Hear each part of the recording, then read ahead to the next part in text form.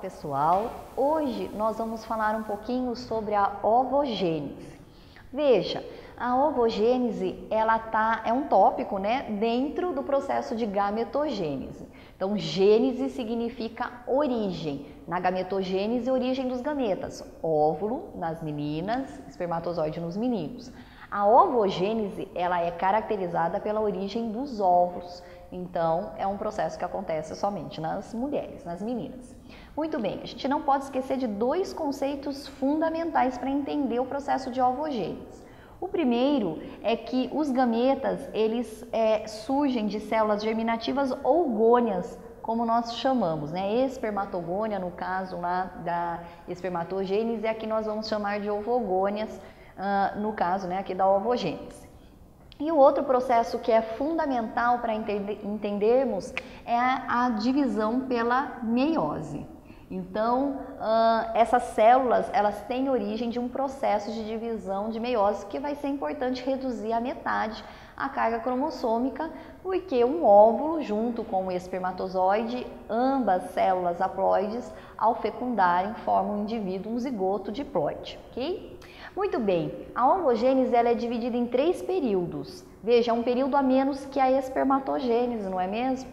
Mas nós temos 3 períodos que são aí correlatos com a espermatogênese. O primeiro é o germinativo, onde vão ser formadas as ovogônias. Nas mulheres, o processo é um pouquinho diferente, porque nós já nascemos com todas essas células formadas ainda intraútero. Isso é muito diferente dos meninos, né? Que eles têm apenas as espermatogônias que depois vão maturar no processo em que eles vão entrar na puberdade. As meninas não.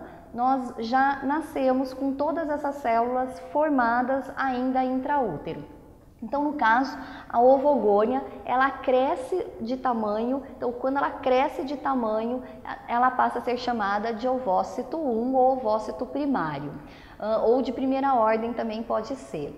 Então, veja, o processo em relação à multiplicação das ovogônias sempre é por mitose.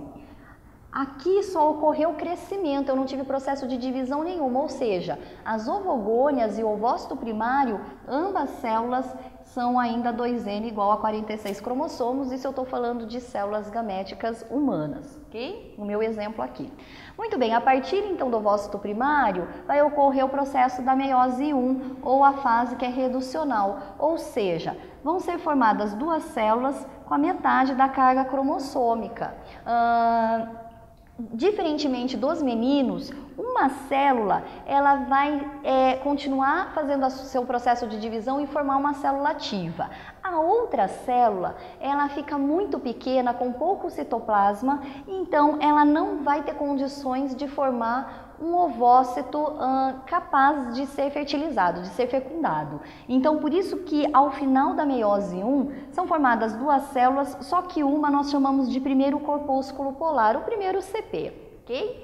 Bom, a partir desse processo, então, a célula entra na divisão da meiose 2 e aí, então, ela vai apenas equacionar essas células, especializar essas células. Então, no caso aqui do ovócito 2, surge a ovótide, mantém a carga cromossômica, surge o segundo corpúsculo polar apenas quando a ovótide é fecundada, e aí sim nós chamamos de óvulo.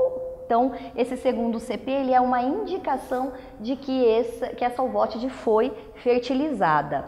E as outras células que vêm do processo de divisão, nós chamamos de corpúsculos polares e elas não têm habilidade nenhuma de fecundação. Então, muito diferente da espermatogênese, né, onde os meninos de uma célula formam 4 ativas, as meninas não. De cada uma célula, elas formam 4, porque não podemos furar aqui a divisão da meiose, mas apenas com uma célula ativa. Fiquem atentos na nomenclatura.